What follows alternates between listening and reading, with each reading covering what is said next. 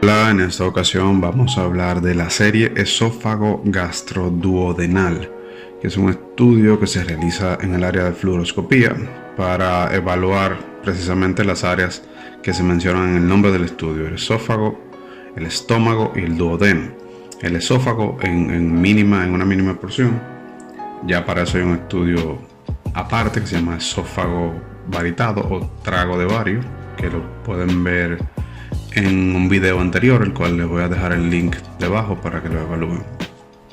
Así se ve el estómago con contenido. Claro, es una imagen tridimensional, no es real, pero ejemplificando más o menos con contenido cómo se vería el estómago, ya que vamos a pasar a desglosar primero un poco de la anatomía.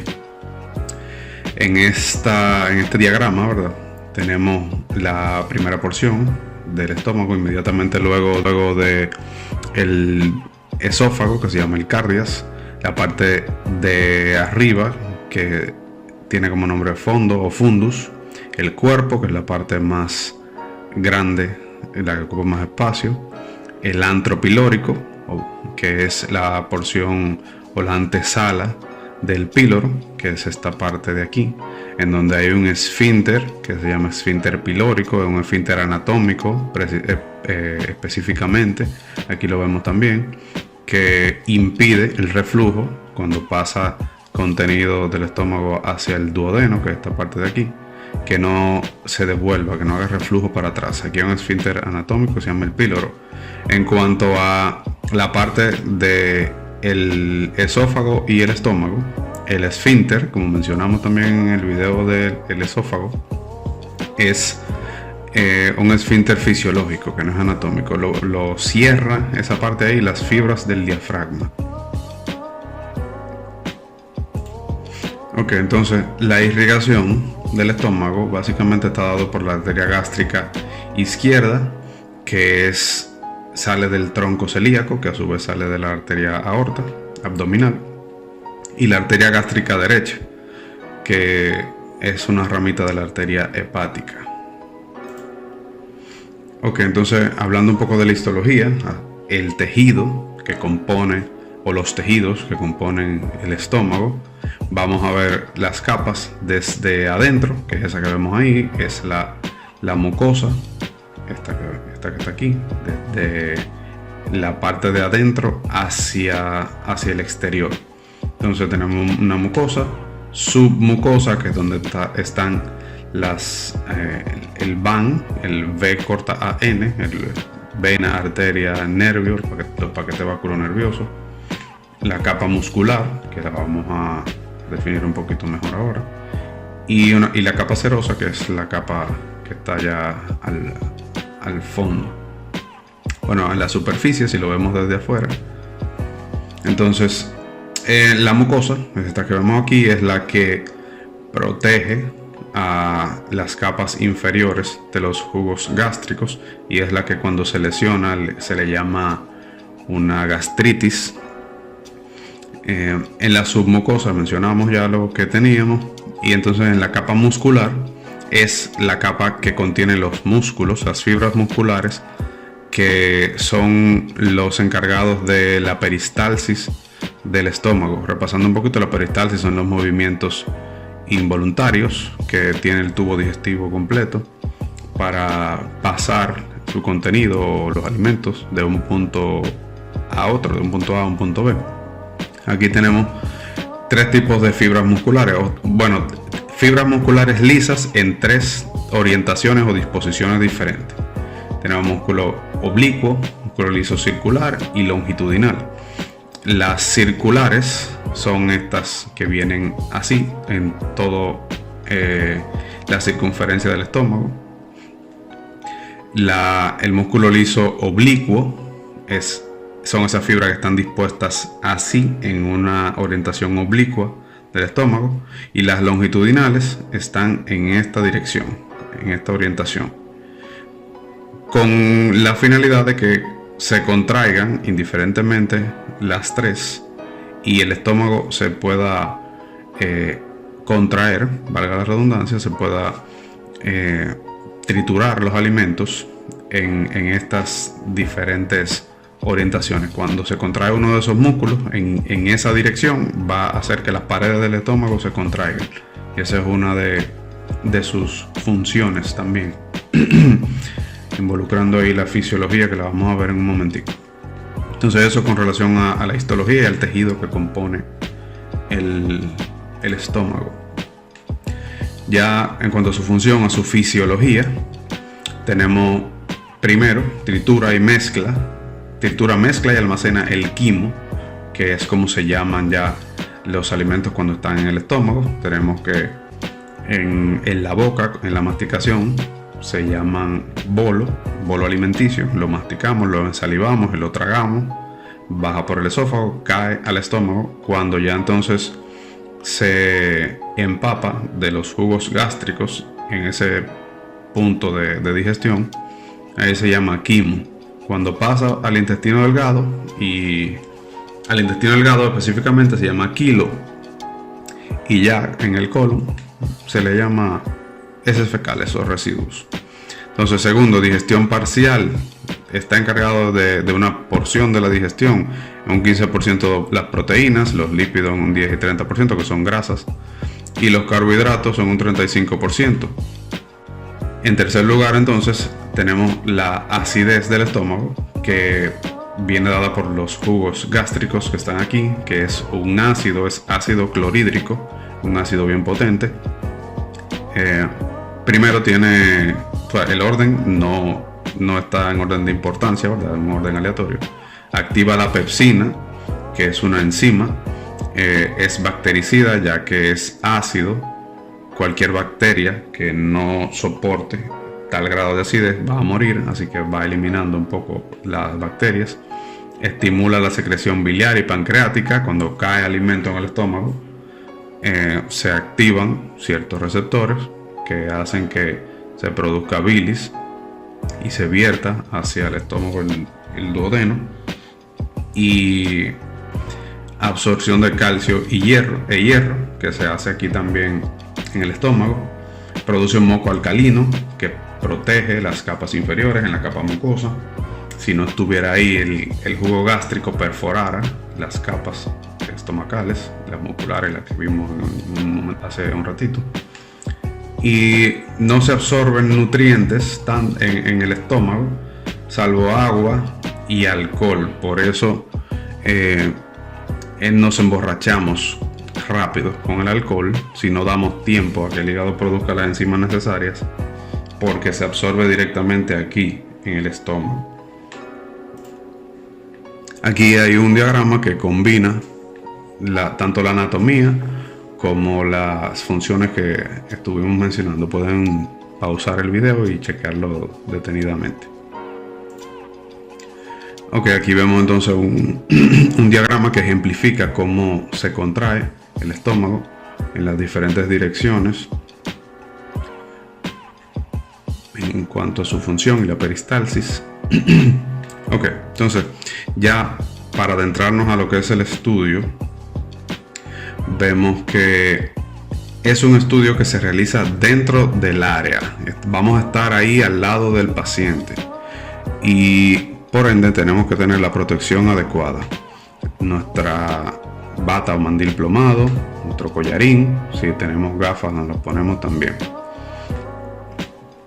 Vamos a estar dentro del área posicionando al paciente en diferentes maneras, y es imposible hacer el estudio desde afuera, desde donde está la consola. Entonces vamos a hablar de serie esófago gastroduodenal. Como siempre les menciono en fluoroscopía, siempre es un tip porque los nombres son un poco largos, pero simplemente tienen incluidos los nombres que abarca el estudio. En este caso, como mencionaba al inicio, esófago, estómago y duodeno. Preparación del paciente. ¿Qué se necesita previamente? Que el paciente haga una dieta líquida 2 días antes de realizarse este tipo de estudios, y que obviamente esté en ayuno el día que se va a hacer el estudio, porque se puede malinterpretar. Ejemplo con la dieta líquida 2 días antes. Por ejemplo, se va a hacer el paciente y tiene su cita para hacerse el estudio un miércoles. Entonces ese paciente el lunes y martes va a estar bajo dieta solamente de líquidos, nada sólido, agua, electrolitos, gelatina, si toma sopa que sea bien colada con nada sólido dentro. Esto para prevenir que el estómago tenga contenido, esté lleno de alimentos, y el duodeno a la hora de hacer el estudio. En este caso no se necesitan enemas ni laxantes, porque solamente vamos a visualizar hasta el duodeno. Ok, entonces se comienza en este estudio realizando un esófago varitado o un esófago por trago de bario. Para no alargar mucho el video, voy a dejar el link, como mencioné, aquí debajo, para que vean el video de cómo se realiza un estudio de esófago varitado, y entonces pueden volver para acá en dado caso. ¿Cuál es la diferencia que vamos a tener con relación a la realización del esófago? Que en este caso le vamos a dar al paciente, al momento ya de que terminemos el estudio de esófago y las proyecciones, antes de acostarlo vamos a darle al paciente alguna pastilla o polvo efervescente para que el CO2 que se produzca dentro del estómago, ya cuando el paciente tenga esto dentro del estómago, infle el estómago, o sea, lo llene de CO2 y lo infle como si fuera una vejiga, y las paredes se distiendan y podamos tener una mejor visualización con la combinación de esto y el sulfato de bario, que es el contraste que utilizamos. Vamos a tener un doble contraste ahí que le va a dar a las imágenes la calidad adecuada. Ya luego que vamos a acostar al paciente, si tenemos que cambiar chasis o algo, en caso de que sea convencional, se debe acostar al paciente del lado izquierdo, porque debemos evitar que el contenido que se tragó el paciente ya, el sulfato de bario, para hacer el esófago antes de comenzar la parte del estómago y el duodeno, debemos evitar que se vaya muy rápido hacia el duodeno. Por eso tenemos que hacer este estudio rápido, el del esófago. Iniciamos y lo hacemos lo más rápido posible, porque ese contraste que se tomó el paciente, ese sulfato de bario, va a comenzar a pasar para el duodeno, y si eso pasa antes de que tomemos las imágenes que vamos a hacer del estómago, se puede superponer todas las imágenes y se daña el estudio, se ve bien, muy feo, todo superpuesto. Lo voy a explicar con las imágenes en un momentito. Entonces terminamos de hacer el esófago al paciente e inmediatamente le damos las pastillas efervescentes, una o dos dependiendo del tamaño del paciente. Le indicamos que no puede eruptar. El objetivo es que se quede con el gas dentro del estómago para que se infle. Ok, aquí hay imágenes del estudio de esófago varitado, ¿verdad? Cuando tenemos las imágenes ya de esófago en AP y en oblicuas izquierda y derecha, vamos a proceder a hacer el estudio de el estómago y el duodeno. Aquí vemos referencias anatómicas que pueden pausar el video también y checarlas con estas referencias que están aquí.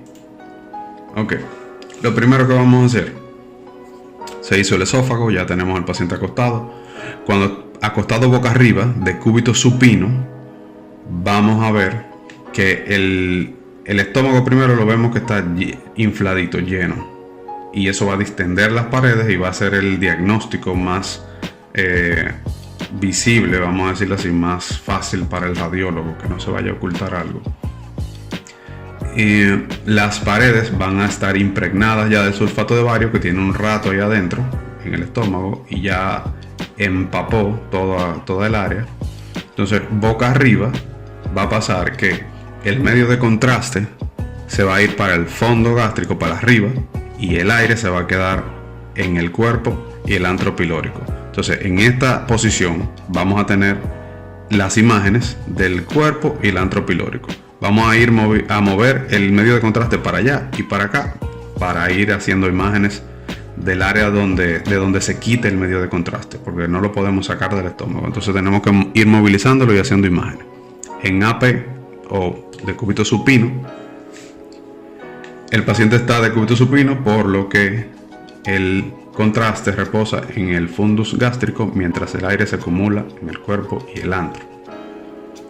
Entonces, luego de que obtenemos esas imágenes, hacemos una, dos de la anterior, vamos a poner el paciente boca abajo, decúbito prono, en donde va a pasar lo contrario. El sulfato de bario se va a ir al cuerpo y el antro, y el aire va a subir a la parte de arriba, donde está el fondo gástrico.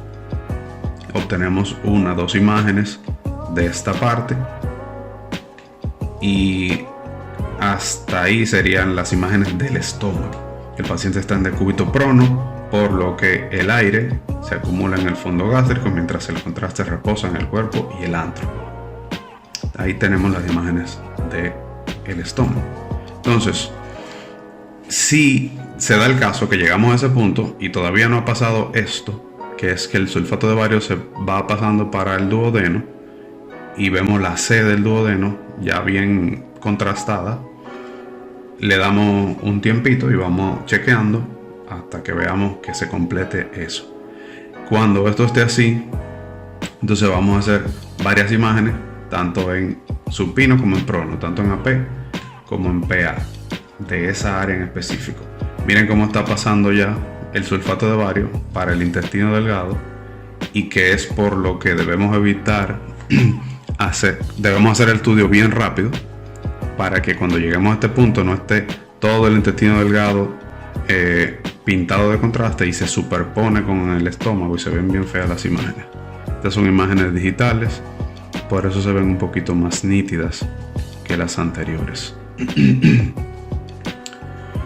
Ok, entonces, preguntas que tenemos para responder en este caso es: ¿cuáles posiciones se hacen para visualizar el estómago? En la segunda pregunta, en la posición en donde el paciente está de decúbito supino, ¿en qué parte está el contraste y en qué parte está el aire? Y la tercera pregunta, ¿qué preparación previa necesita el paciente para realizarse este estudio de serie esófago gastroduodenal? Hasta aquí esta clase. Cambio y fuera.